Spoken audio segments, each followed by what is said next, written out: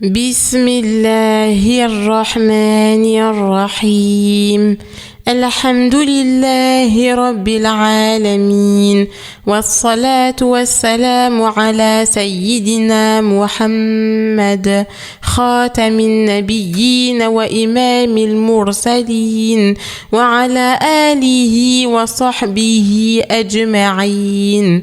Louange à Allah, le Seigneur de l'univers. Que la paix et le salut soient sur notre bien-aimé Mohammed, ainsi que ses compagnons et tous ceux qui l'ont suivi jusqu'au jour du jugement dernier. Dans ce rappel, on va aborder ce qu'est la vie. Allah, dans la sourate Al-Hadid, dans le verset 20, il nous fait une magnifique description de ce qu'est la vie et ça doit nous donner à réfléchir.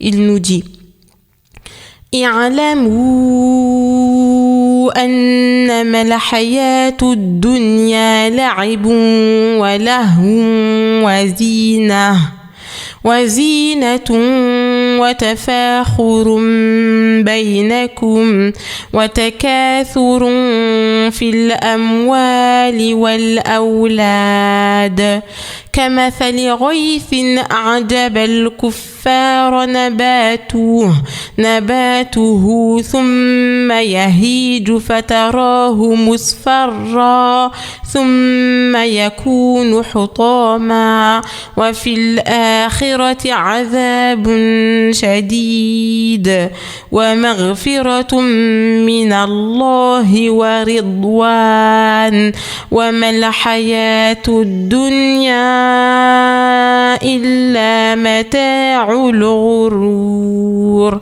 Sachez que la vie présente n'est que jeu, amusement, vaine parure, une course à l'orgueil entre vous et une rivalité de l'acquisition des richesses et des enfants.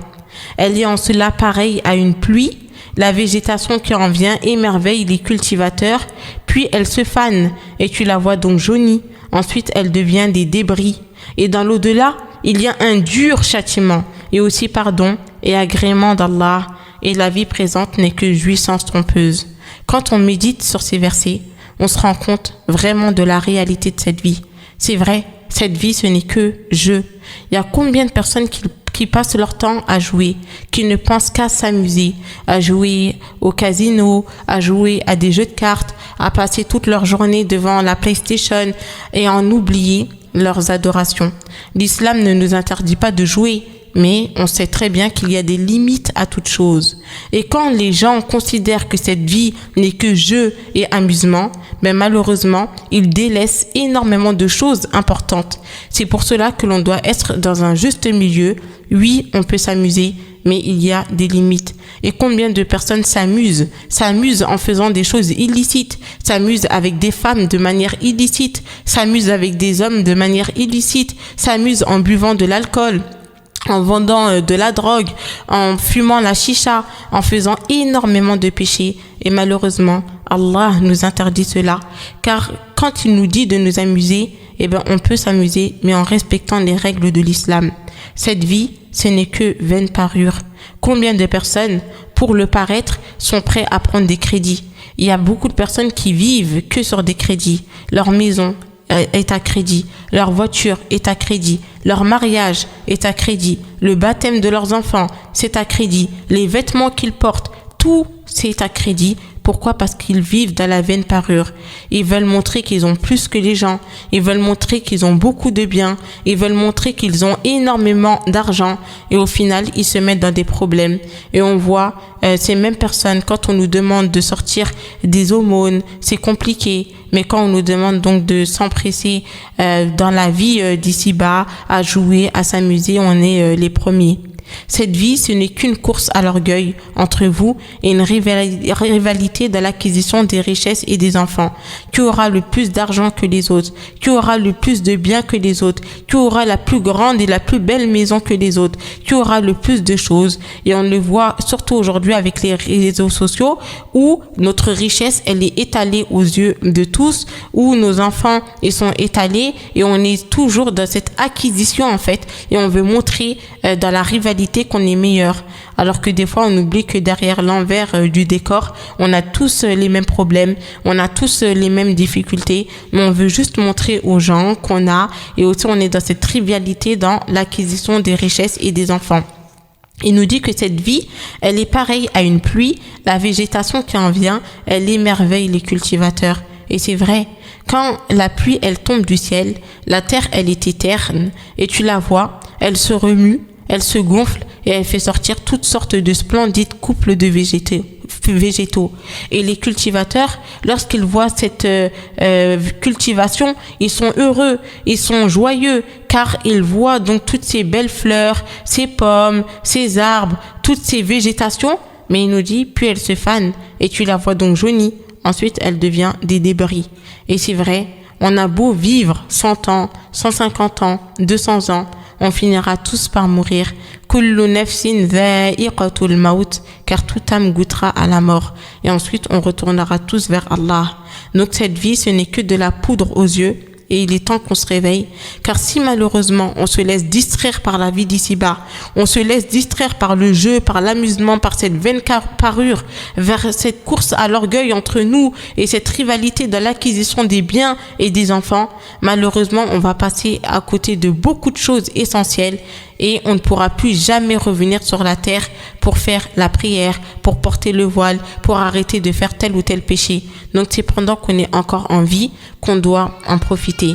Car quand la vie, elle finit, en fait, on place à l'au-delà, place aux épreuves dans la tombe et on va nous interroger. On va pas te demander combien de maisons est-ce que tu as construit. On va pas te demander combien d'argent est-ce que tu avais. On va te demander des questions essentielles sur toi, sur tes prières, sur ton temps, sur ton argent. Qu'est-ce que tu en as fait? Est-ce que tu l'as dépensé dans le sentier de Dieu? Combien de choses est-ce que tu as fait pour Allah et non combien de choses est-ce qu'on a fait pour la vie d'ici-bas. Et c'est en se rappelant tous les jours qu'un jour notre vie finira et qu'on rendra des comptes à Allah, qu'on va pouvoir se réformer pour pouvoir s'améliorer et pour pouvoir être de bons musulmans. Car quand on dit qu'on est musulman, on doit ça pas simplement le dire avec la bouche, mais on doit vraiment le ressentir dans notre cœur. Être musulman, c'est être soumis à Allah et c'est faire ce qu'il veut, quand il veut et de la manière qu'il le veut. Et quand on voit que beaucoup d'entre nous, on préfère suivre nos passions, on préfère faire comme si on n'avait pas de religion. Si on a envie de fumer la chicha, on fume la chicha. Si on veut forniquer, on fornique. Si on veut écouter de la musique, on en écoute. Si on veut sortir en boîte de nuit, on sort. Si on veut s'épiler les sourcils, on le fait. Et malheureusement, on oublie qu'en fait, on a des règles et qu'Allah nous a ordonné des choses, qu'il nous a autorisé des choses, qu'il nous a interdit d'autres choses. Et si on veut être dans son sentier, si on veut suivre l'exemple du prophète sallallahu alayhi wa sallam, eh ben, on doit vraiment se rendre compte que cette vie, elle finira. Et que quand elle finira, comme je vous l'ai dit, on rendra des comptes. Et on doit se poser tous les soirs des questions avant de dormir. Qu'est-ce que j'ai fait pour moi pour demain? Est-ce que j'ai fait suffisamment de prières surrogatoires? Est-ce que j'ai fait correctement mes prières obligatoires? Combien d'entre nous, même nos 5 prières par jour, on a du mal à les faire? On a l'impression que c'est dur, on a l'impression que c'est lourd. Mais quand il s'agit d'aller chercher de l'argent, malheureusement, eh ben, on est ardent. Mais quand il s'agit de rechercher les choses de la religion, on prend toujours notre temps, on est paresseux, on se dit qu'on aura le temps. Et malheureusement, on se rend compte que non, en fait, il y a des gens qui meurent chaque jour, des jeunes, des personnes âgées, des personnes malades, comme des personnes en bonne santé.